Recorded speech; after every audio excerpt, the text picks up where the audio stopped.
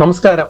അനീഷിനെ പറയാക്കി മറ്റൊന്നുമല്ല, നമുക്ക് ആദ്യം മുതൽ കാണുന്ന ഒരു സീറ്റുണ്ട് അനീഷ് ഇരിക്കുന്നത്. അത് യു ഷേപ്പില് ഫസ്റ്റ് അനീഷ് ഈ ലെഫ്റ്റ് സൈഡ്, നമ്മളിങ്ങനെ നോക്കുമ്പോൾ ലെഫ്റ്റ് സൈഡാണ് അനീഷ് സ്ഥിരം ഇരിക്കുന്ന സീറ്റാണ്. അപ്പോൾ പല പ്രാവശ്യം പലരും വന്നിട്ടുണ്ടെങ്കിലും അങ്ങോട്ടും ഇങ്ങോട്ടും ഇവരെല്ലാം അതാത് പൊസിഷനിലൊക്കെ ഇരിക്കുന്നത്. ഈ വൈൽഡ് കാർഡ് വന്നതിന് ശേഷം ഇതിനകത്തുള്ളവർക്കും ആകെ ഒരു പ്രാന്ത് പിടിച്ചേക്കുക.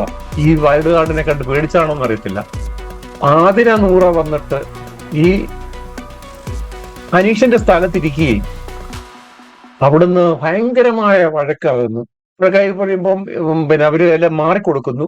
അപ്പോൾ അനീഷ് പറയുന്നു, കണ്ടോ എന്നെ തോൽപ്പിച്ചത് തന്നെ എന്നെ പൂർണ്ണമായി അംഗീകരിച്ചു എന്നൊക്കെ പറഞ്ഞപ്പോഴത്തേക്ക് ഇവർക്ക് വീണ്ടും അങ്ങോട്ട് എന്താ പറയുന്നത്, പ്രകോപനമായി. അവര് വീണ്ടും കയറി അനീഷിനെ ഇരുത്താതെ ആ പ്ലേസിൽ കയറിയിരുന്നു.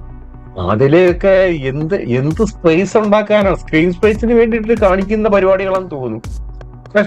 സത്യം പറഞ്ഞ അനീഷ് നല്ല രീതിയിലുള്ള ഒരു കണ്ടസ്റ്റന്റ് ആണ്. അതുപോലെ തന്നെ അനീഷിന് ആ ഒരു രീതിയില് അതിനകത്ത് കിടന്ന് പുള്ളിയെ ഒറ്റപ്പെടുത്തേണ്ട ആവശ്യമില്ലായിരുന്നു.